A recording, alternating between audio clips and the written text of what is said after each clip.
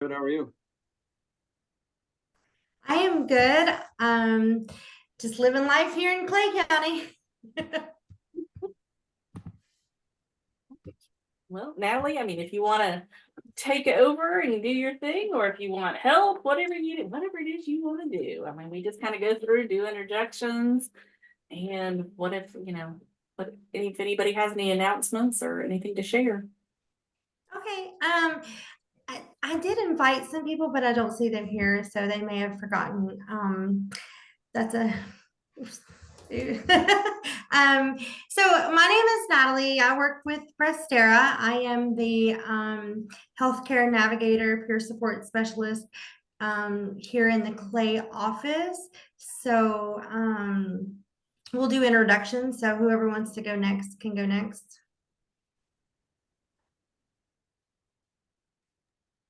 I'll just go Okay. ahead and go, and then so Hey guys, everybody, I know everybody here.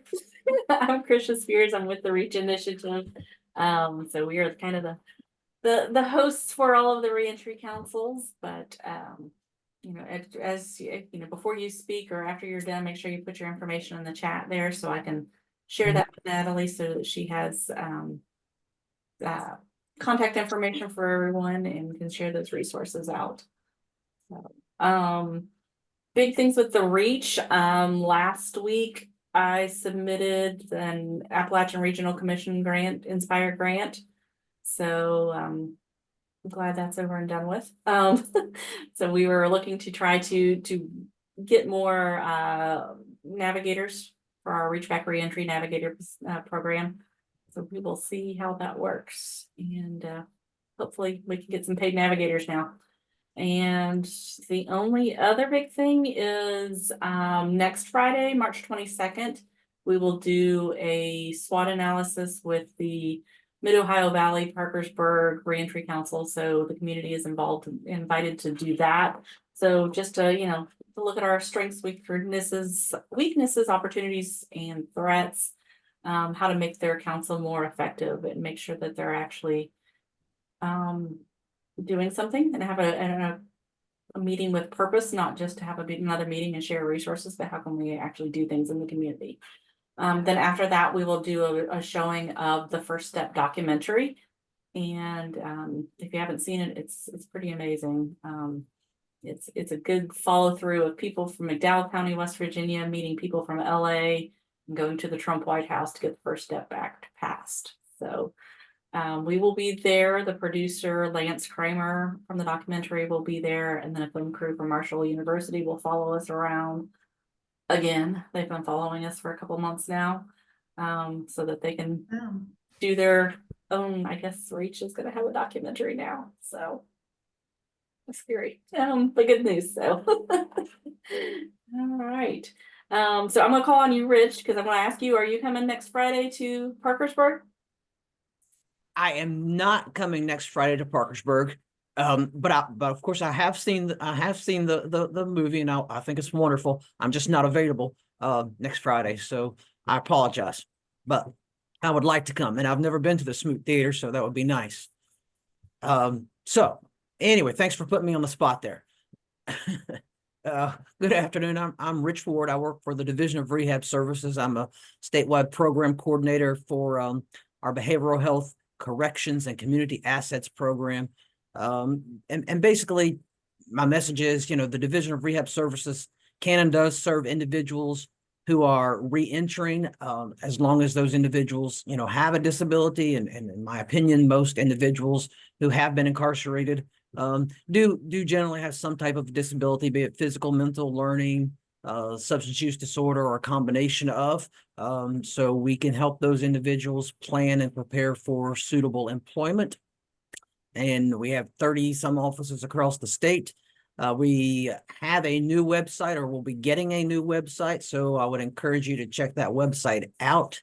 I don't know if it's live yet or not, but we have an old one and then a new one coming. And I don't think I have anything else, but I'm always available if anyone has any questions. And I think I forgot to put my email in the chat, so I'll go back and do that. But please feel free to reach out to me, and I'll help you in any way I can.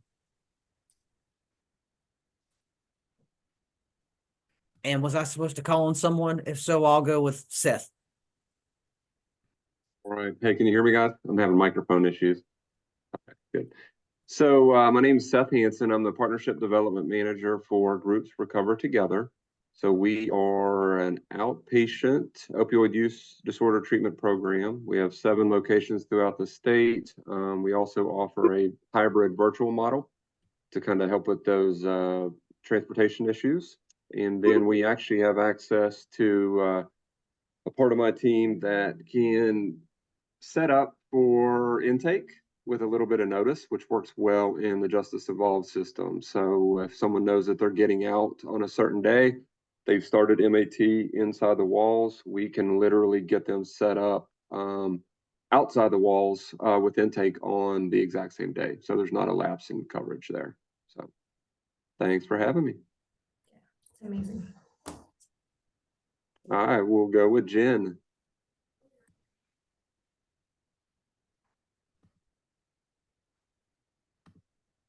Or Emma.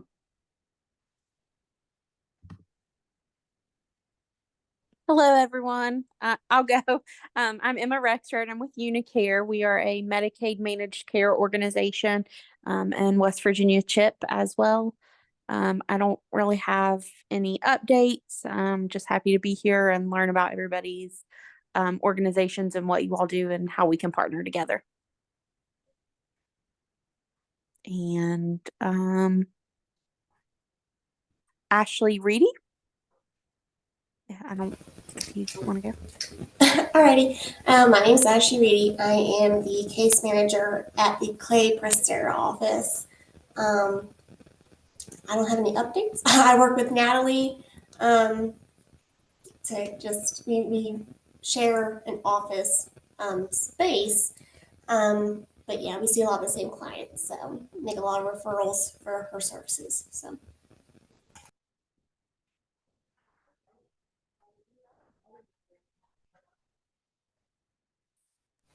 I think Ashley Lowe. And I guess the other Ashley. I will go next. So I'm Ashley Lowe. I am the reentry coordinator with the U.S. Attorney's Office in the northern part of the state. On this council, Webster is actually the only county that we serve.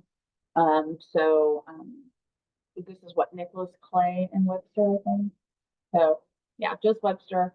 But a lot of what I do is throughout the state. I'm very much like the Reach, where I don't have services to provide people, but I refer people to different services. So a lot of what I do is come on these calls and learn about everything that you all have to offer so that when there's a need, we refer them to you. So speaking of that, Krisha, when we were on the Martinsburg call a couple weeks ago now, maybe last week, I don't even know. We realized like there is a major need for those that are currently incarcerated to know that these reentry councils exist. So one of the things that we talked about doing was creating a flyer and trying to get it inside. I have been talking to the chief of staff at Division of Corrections and Rehabilitation, and Krisha, I haven't told you this yet. He did come back to me with a suggested change. So I'm actually putting the flyer that we're going to be putting on the tablet here in the chat. It's loading there. And what it basically does is it just tells them like, these are all the services that we can help you get in contact with.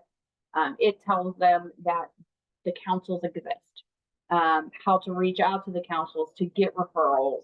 And then the change that Division of Corrections has asked me to put in there, Krisha, is at the bottom, asking, it says prior to parole or discharge, ask your counselor to provide you with a copy of this form. And then once we're released, email or call the Reach Initiative. They wanted me to make that clear that they can ask for this to be printed. We also have the reentry guide, which I think that most of you have probably seen because it came out through Constant Contact. Did it go to everyone? Yeah, I sent it to everyone. Eastern Panhandle is who sent it to me. And so that's actually something I've been using a lot when I go inside the federal institutions. It's the West Virginia Public Defenders put it together, and it's a reentry guide. Super cool material. It really just is like a list of everything that they would need to kind of accomplish as they re-enter, some things that they can do while they're still inside. So again, on this one, they asked me to add in a little language, and I kind of probably should have got permission to do so, but I didn't. I just put the little language in there again prior to parole or discharge after transfer, but I'll do a copy of this one. So essentially it's going to come up on their tablets. They're going to be able to review it on their tablets, but if they want a physical copy, they're going to have to ask to give it to them. Hopefully the counselors will just print out a bunch of copies, and they'll have that when they release, and then hopefully they can connect with us and we can work through getting them to reintegrate successfully. But that is all I have. It's exciting, and I hope it actually happens. I know Beth had said that she has tried to get them on the tablets before, and there's been some issues. I know that there's a very strict level of what they can put on the tablets and what they cannot put on the tablets. But these just being informational, and it's something that will help them. Hopefully they'll put it on there. Let's see. Jen, are you good to introduce yourself now? Yeah, I'm good now. Sorry, I had a phone call. My name is Jen Call. I am the outreach coordinator for the Northwood Health Systems Crisis Unit. We have 2 crisis units in the Northern Panhandle. We have one in Wheeling and one in Weirton. We have 16 beds at each facility. We can take in men and women over the age of 18, and we can help with detox and acute psychiatric symptoms. So we're co-occurring, we can do both. And I'm not sure, I was on the phone. I don't know if everybody else went or not. Yep, you were the last one. All right.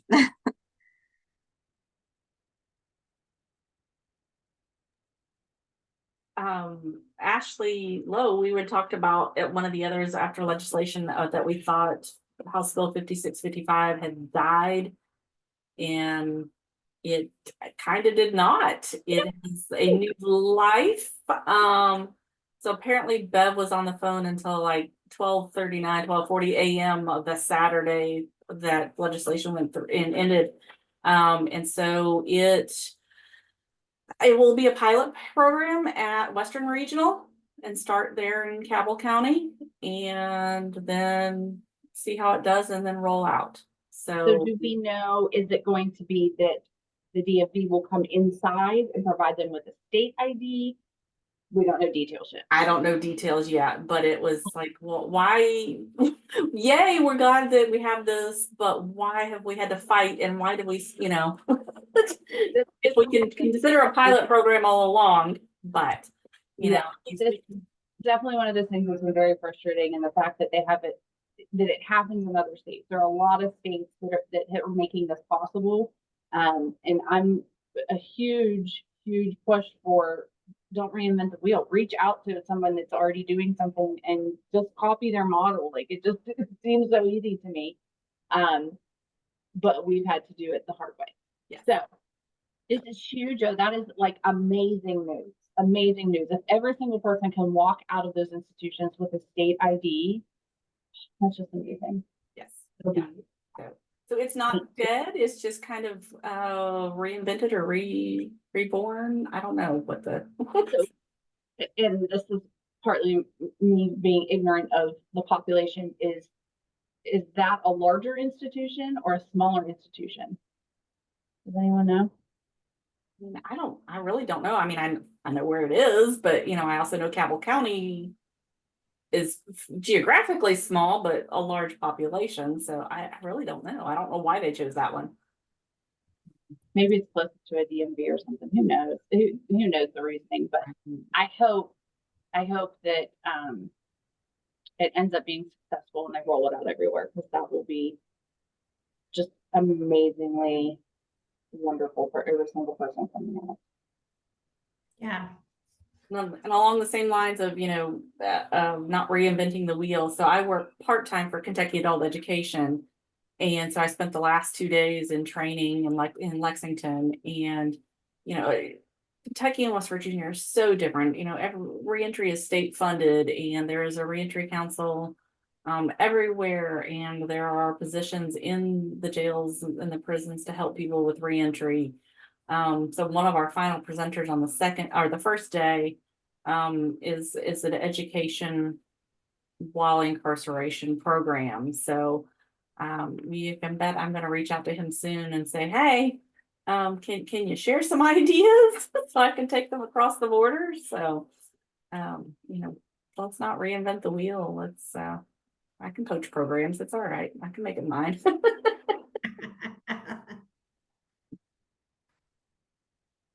All right, Miss Natalie. I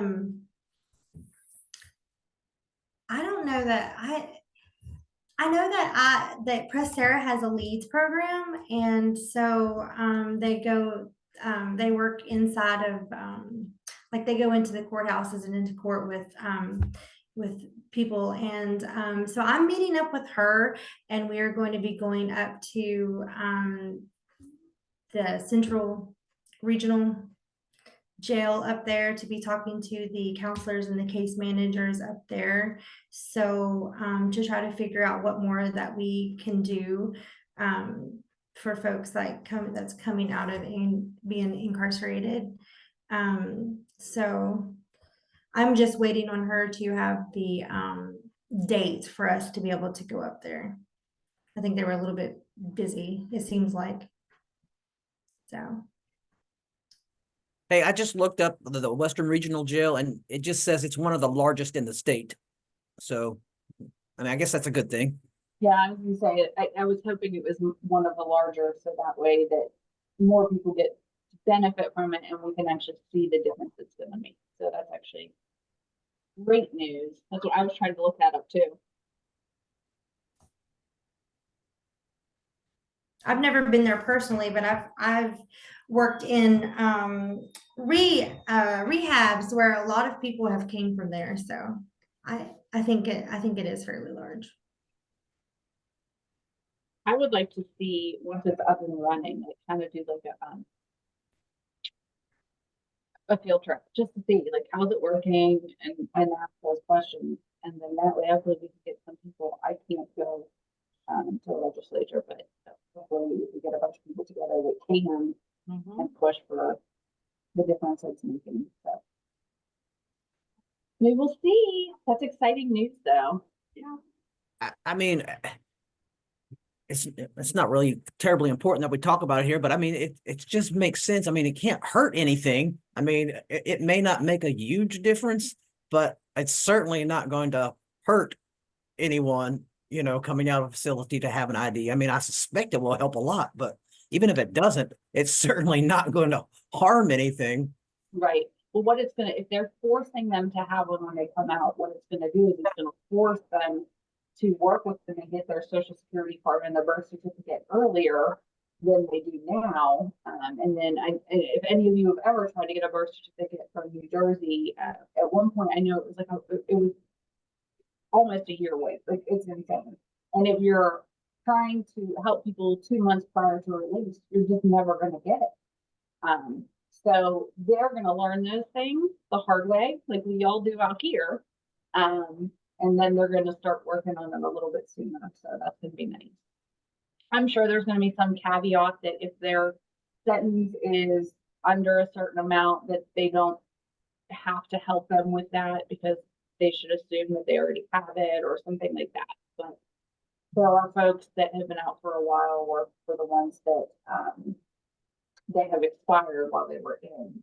So what is it in West Virginia? I live in Pennsylvania. Is it do you guys do every 4 years, every 2 years? Every 5 years. 5. Oh, okay. So I think, let me look at my license. I think it is every 5 years. Kentucky's 4 or 8, so. I thought it was 4, but it might be 5. And Ashley, you said New Jersey is hard. We've had a hard time getting GEDs from New Jersey, and we found out that after, was it Hurricane Sandy? But a lot of that stuff was wiped, the databases and things like that, and even paper things were wiped out in those huge ice storms and the hurricane and stuff. So, wow. Yeah. But with the IDs, what's the busiest table when you do reentry simulations? The ID table. I think, it's exciting. I was also, this is another thing on the reentry simulation, I was invited to come and present to the, I forget what they're called, this is so awful, the Government Accountability Office in DC. And they're really excited about it to come and have me come and do the simulation. Yeah, I can't find what they're, I think it's Government Accountability Office. Yeah. So that'll be cool. And they actually work directly with BOP. A lot of what they do is oversight for BOP. And so hopefully that will kind of get them to push a little bit more to have this be something that is provided to new COs when they come on, so that hopefully we can get some folks to start sympathizing a little bit. That will lead me back and forth. I kind of feel like we're monopolizing, sorry. But the Restorative Justice Conference is coming up, I can never remember, June 13th and 14th, no, 14th and 15th. So we will have the conference available. I think registration will start next week, but I think actually if we could do like on Thursday evening before the actual conference starts to do, you know, the simulation on that evening or something before, or do a couple hour block, rather than just a 1 hour presentation, do a couple hour block and do the simulation next year would be pretty awesome. Where is that at? This year it'll be Buchanan at West Virginia Wesleyan. My neck of the woods, sort of. I will make sure because I haven't seen you forever.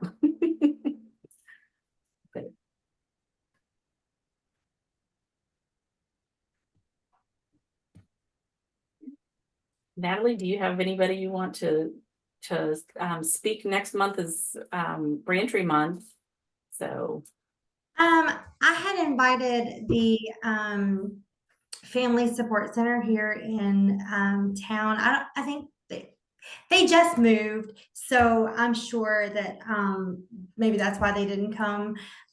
They're pretty beneficial to us, like in our community. And I know that there's I think there's one in every county except 2, and I think Clay Family Support Center is taking over the one in Roane County until they get someone established there.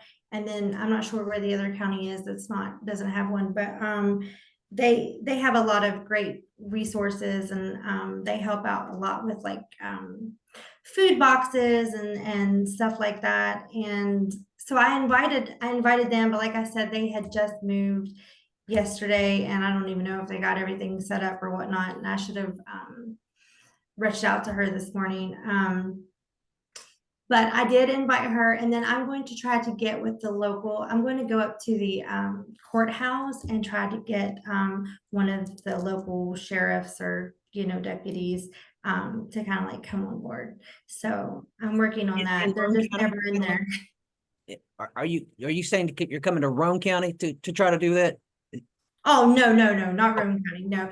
Roane County does not have a family support center.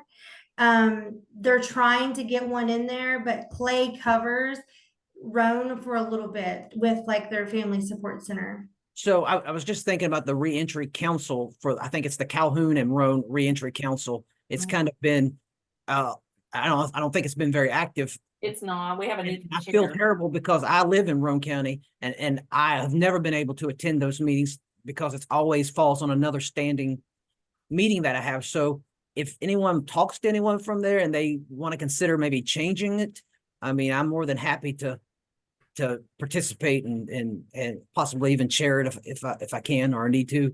It just it never works out for me.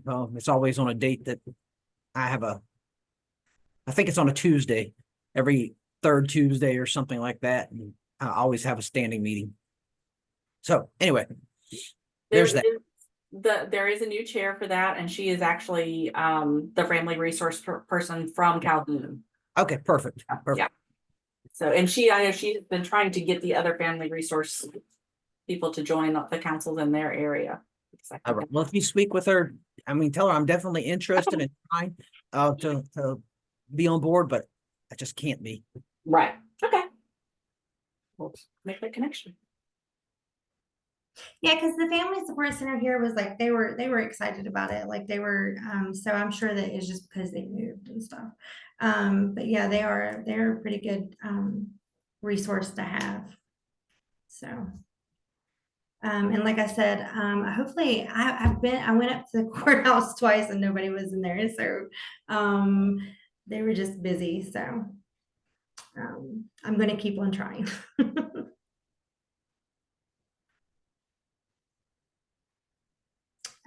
Does anybody have anything else that they want to talk about?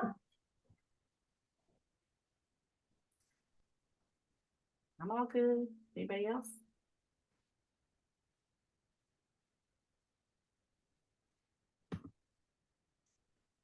Well,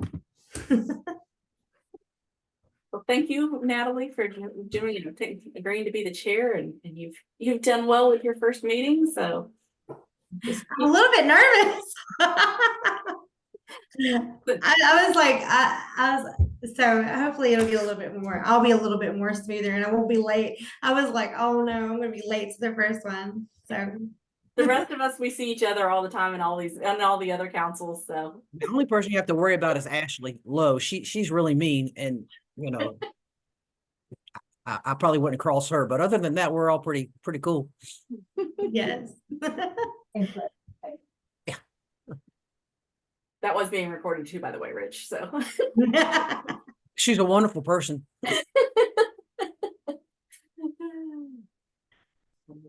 All right. Well, Natalie, whatever you want to call it, we're good. So. All right. Well, thanks everybody for coming, and we will see you next month. Good. All right. Bye. All right, Thank thanks. you. Bye. Bye. Good job, ma'am. Oh, thank you so much. Yes, good job. So Thank you. I'm going to save the chat before I close this, and then I'll send that to you so that it has everyone's contact information. So if you want to build an Excel spreadsheet or something with resources, you can do that. And then I will put the recording up on YouTube too. So. All right. Thank you so All right. much. Good job, Lynn. Thank you. All right. Bye-bye. Bye.